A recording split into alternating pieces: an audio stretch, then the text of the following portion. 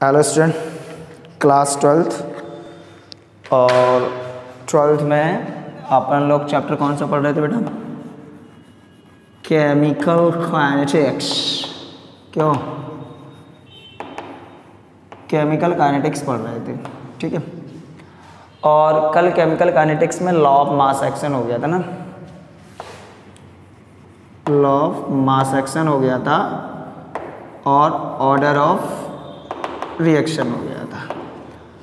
Law of mass action क्या था sir?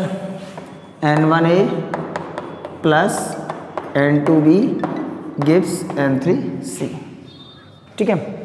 तो इसके लिए रेट लॉ कैसे लिखते थे? Rate directly proportional to the active mass of A की power x, active mass of B की पावर y। ये x और y क्या थे? Order of reaction. यहाँ से हटाते, रेट हटाया, एक कांस्टेंट आया k, A की पावर x और B की पावर y। ये ऑर्डर ऑफ रिएक्शन होता था, इसके बारे में कल बता दिया था। ये क्या था? This is the rate constant, this is the rate constant. आज का एपिसोड इसी पे डिपेंड है, रेट कांस्टेंट। बहुत अच्छा आर्टिकल है रेट कांस्टेंट क्या होता है। रेट कांस्टेंट के बारे में आज आपको हम पढ़ाएंगे, बहुत ध्यान से देखना है ना, बहुत मज़ा आने वाला है आज, एकदम फिंटाश, ठीक है। तो इसमें नोट तो कुछ करना ही नहीं हम लोगों को। चलो बेटा है ना आगे देखें। अच्छा सुनिए, चलो सर पढ़ा दो, आज रेट कांस्टेंट पढ़ा दो, आप पढ़ा दो, रेट कांस्टेंट पढ़ा दो। देखो भाई, चलिए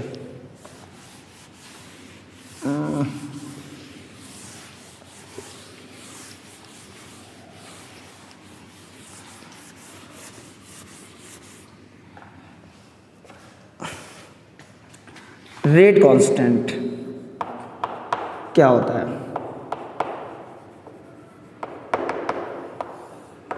रेट कांस्टेंट किसी पर्टिकुलर रिएक्शन के लिए, किसी पर्टिकुलर रिएक्शन के लिए कोई एक रिएक्शन है, सपोज करो A plus B gives AB। इसके लिए रेट कांस्टेंट K की वैल्यू कुछ है, मान लो x है। K की वैल्यू कितनी है? x है। तो इस रिएक्शन के लिए रेट कांस्टेंट की वैल्यू हमेशा कांस्टेंट रहेगी। रेट कांस्टेंट की वैल्यू हमेशा कैसी रहेगी? कांस्टेंट रहेगी।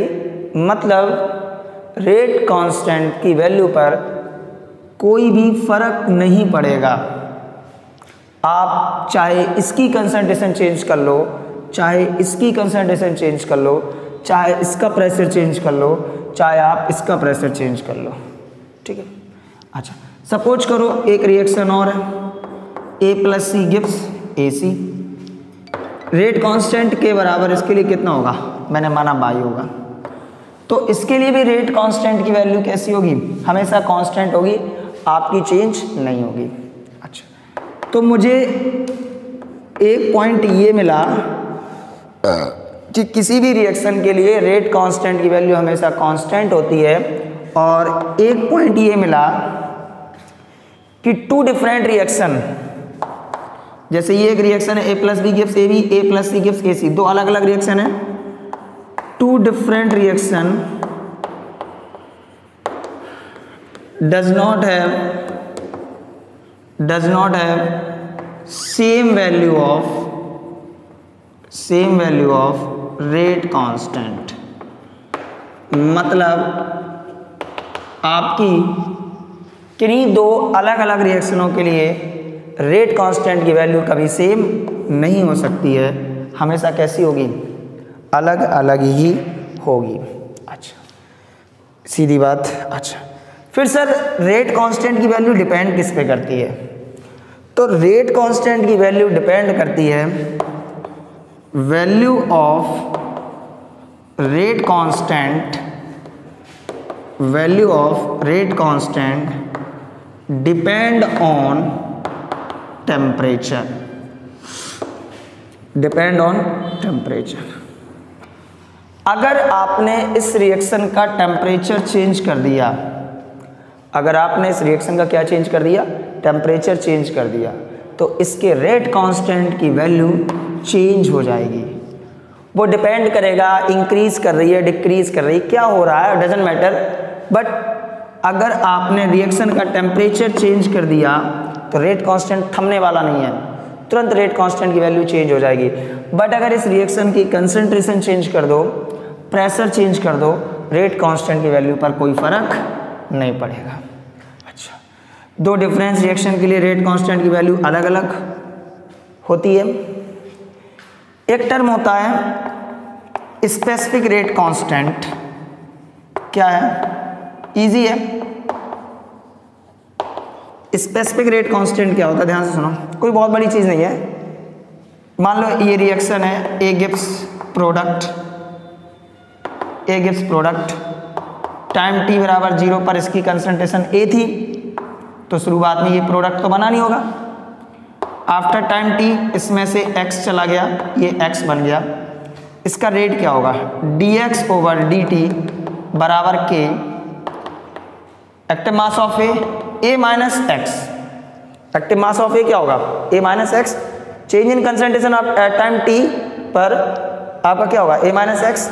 इस a माइनस x की पावर अगर 0 है, मतलब रिएक्टेंट की पावर एट टाइम t की पावर अगर 0 है, तो किसी की पावर 0 की वैल्यू कितनी होती है, 1 होती है।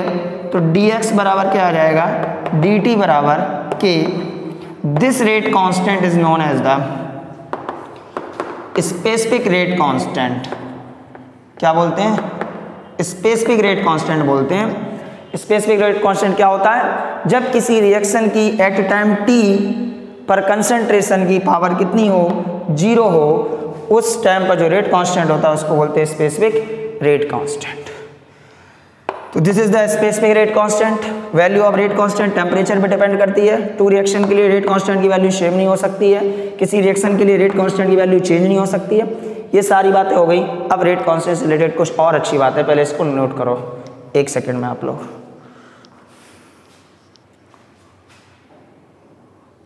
सब छड़ जावे लेकिन तू ना छोड़ना।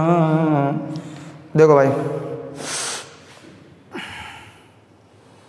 देख तेरे संसार की हालत क्या हो गई भगवान, कि कितना बदल गया इंसान।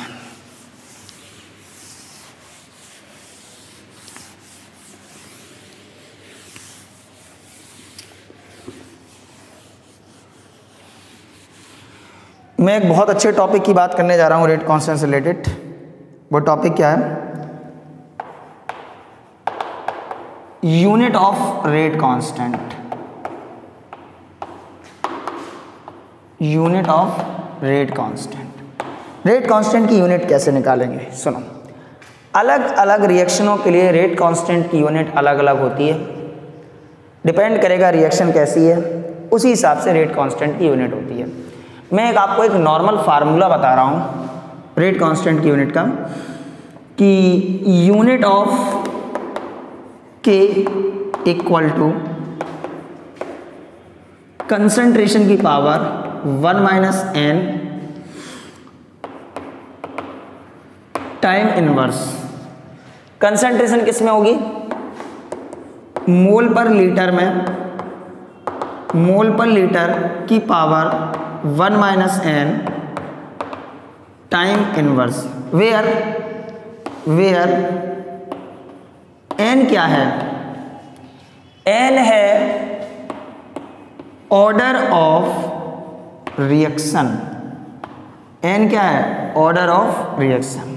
मैंने आपको कल ऑर्डर ऑफ रिएक्शन बताया था, क्या बताया था, कि वो रिएक्टेंट मॉलिक्यूल जिनकी कंसंट्रेशन चेंज करने पर रिएक्शन का रेट अफेक्टेड होता है, उसको कहते हैं ऑर्डर ऑफ रिएक्शन। ठीक है, अच्छा, n यहाँ पे ऑर्डर ऑफ रिएक्शन है। इस n की वैल्यू 0 टू इनफाइनाइट कुछ भी मान लो, बट ज़्यादा चक्कर में ना पड़ो, वो आपका इतना सब कुछ नहीं है। तो नॉर्मली अगर आपसे बात की जाए कि आपसे कोई कह दे कि वह 0 ऑर्डर की रिएक्शन के लिए, किस ऑर्डर की रिएक्शन के लिए, अभी हम पढ़ेंगे order of reaction, zero order reaction के लिए के की यूनिट बताओ।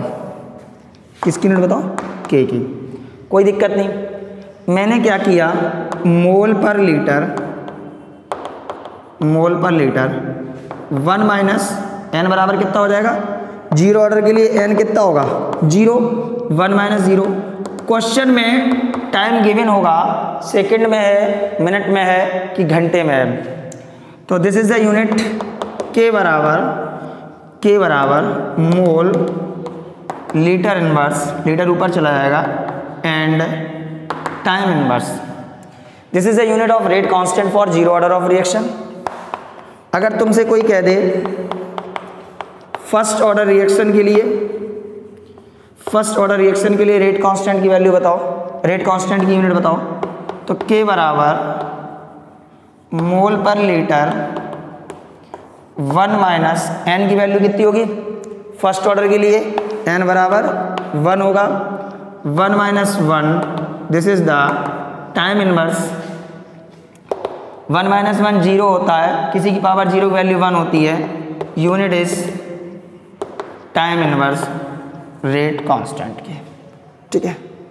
आपसे कोई कह दे सेकंड ऑर्डर के लिए बताओ, किसके लिए बताओ? सेकंड ऑर्डर के लिए। निकाल लोगे आप। एन बराबर कितना रखोगे? एन बराबर 2 रखोगे। 1 माइनस 2 माइनस का 1, mole inverse litre time inverse. एक थोड़ा फ्रैक्शनल नंबर की निकाल के दिखा रहे हैं। अगर आपसे कोई कह दे कि 3/2 ऑर्डर के लिए निकालो, कोई ऑर्डर ऑफ रिएक्शन है, 3/2 ऑर्डर की रिएक्शन है, और इसके लिए आपको रेट कांस्टेंट के की यूनिट निकालनी है, तो n बराबर कितना हो जाएगा? 3/2। के बराबर mole per litre 1 minus N, this is the time inverse. यही तो फार्मूला है। n बराबर कितना रखोगे? Mole per litre 1 minus 3/2 and time inverse. 1 minus 3/2 is equal to minus का 1/2, तो क्या हो जाएगा? मोल की पावर माइनस का 1/2, लीटर ऊपर माइनस का जाएगा, माइनस माइनस किसका हो जाएगा? प्लस का, प्लस की power 1/2, and this is the time inverse. This is the unit of 3/2 order of reaction. तो कुल मिला के हम रेट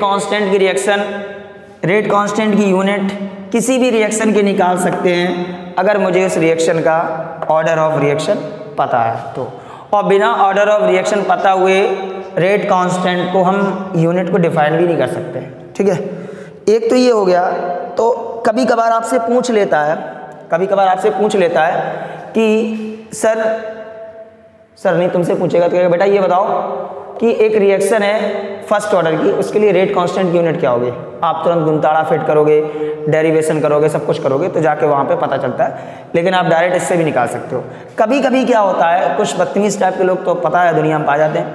कभी कभी क्या होता है, वो कहते हैं मैंने तुम्हें रेट कांस्टेंट की यूनिट दे दी, बोले ले जा। रेट कांस्टेंट की मैंने आपको यूनिट दे दी और मैंने कहा अब तुम में दम हो ये बताओ ये किस ऑर्डर की रिएक्शन के लिए रेट कांस्टेंट की यूनिट है। मतलब यूनिट देकर आपसे पूछ रहा है ऑर्डर ऑफ रिएक्शन। आप बिल्कुल नहीं डरना, मुझे थोड़ी जगह तो मैं आपका डर खत्म कर दूँ। 1 सेकंड की जगह कहाँ है? अबे अभी तो पूरा बोर्ड खाली है। क्यों? देखो यहाँ पे लिख लो, यूनिट दी जाए और ऑर्डर पूछा जाए, क्या करोगे? कुछ नहीं, देखो जो लीटर है, लीटर में 1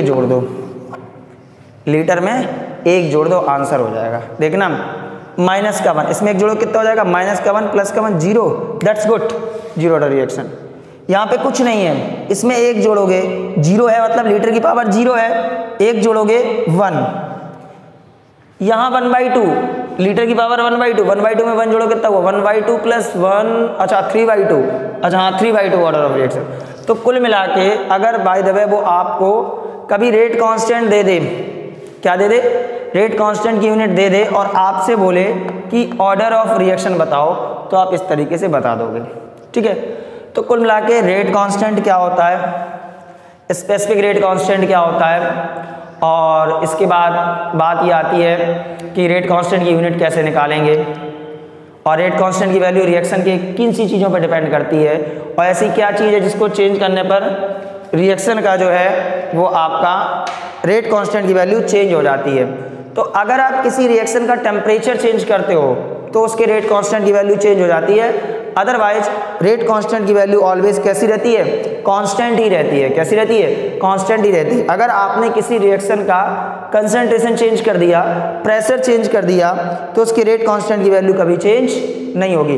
बट अगर आपने रिएक्शन का टेम्परेचर चेंज कर दिया तो वैल्यू ऑफ रेट कांस्टेंट क्या हो जाएगी, चेंज हो जाएगी। बात समझ में आई। और किन्हीं दो डिफरेंट रिएक्शन के लिए, two different reaction does not have a same value of rate constant, two different value does not have a same value of rate constant. तो कुल मिला के हमारा रेट कांस्टेंट खत्म हो गया। अगर किसी कोई दिक्कत हो तो बताओ। ठीक है, अब इसके आगे हम लोग देखेंगे factor affecting the rate of reaction. मतलब मैं आपको बता रहा था रेट ऑफ रिएक्शन मतलब किस रिएक्शन से रेट होता है, सॉरी किस रिएक्शन से रेट होता है, किस रेट से रिएक्शन होती है, किस रेट से रिएक्शन होती है, ये चीज मैं आपको बता चुका हूं।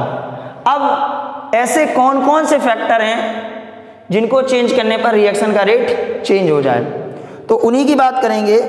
वो कौन कौन से फैक्टर हैं जिनको चेंज करने पर रिएक्शन का रेट चेंज हो जाता है। पहले इसको आप नोट करिए फिर बता रहे हैं।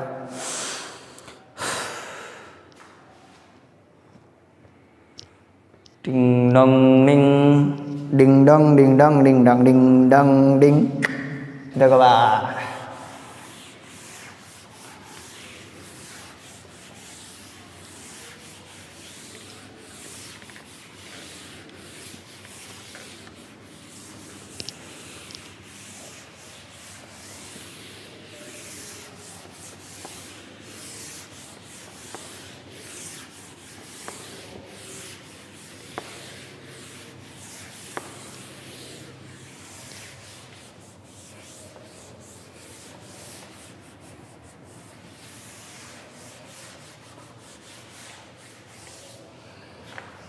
अब पढ़ेंगे क्या, फैक्टर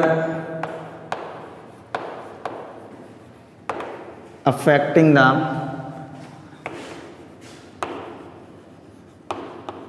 रेट ऑफ रिएक्शन। ऐसे कौन कौन से फैक्टर हैं जो रिएक्शन के रेट को अफेक्टेड करते हैं, मतलब जिनको चेंज करने पे रिएक्शन का रेट चेंज हो जाता है। मैं थोड़ा बताऊंगा, इसका एक्सप्लेनेशन बहुत अच्छे से है। Number first, concentration. नॉर्मल सी बात है बेटा कि कोई रिएक्शन है, रिएक्टेंट से प्रोडक्ट का फॉर्मेशन हो रहा है। अगर आप रिएक्टेंट की कंसंट्रेशन को चेंज कर दोगे, बढ़ा दोगे या घटा दोगे, तो डेफिनेटली रेट आपका चेंज हो जाएगा। मान लो अगर आपने इंक्रीज कर दिया, रिएक्टेंट की कंसंट्रेशन इंक्रीज कर दी, तो रिएक्शन का रेट बढ़ जाएगा, क्योंकि रिएक्टेंट बढ़ गया, रिएक्टेंट बढ़ गया तो प्रोडक्ट और जल्दी बनेगा।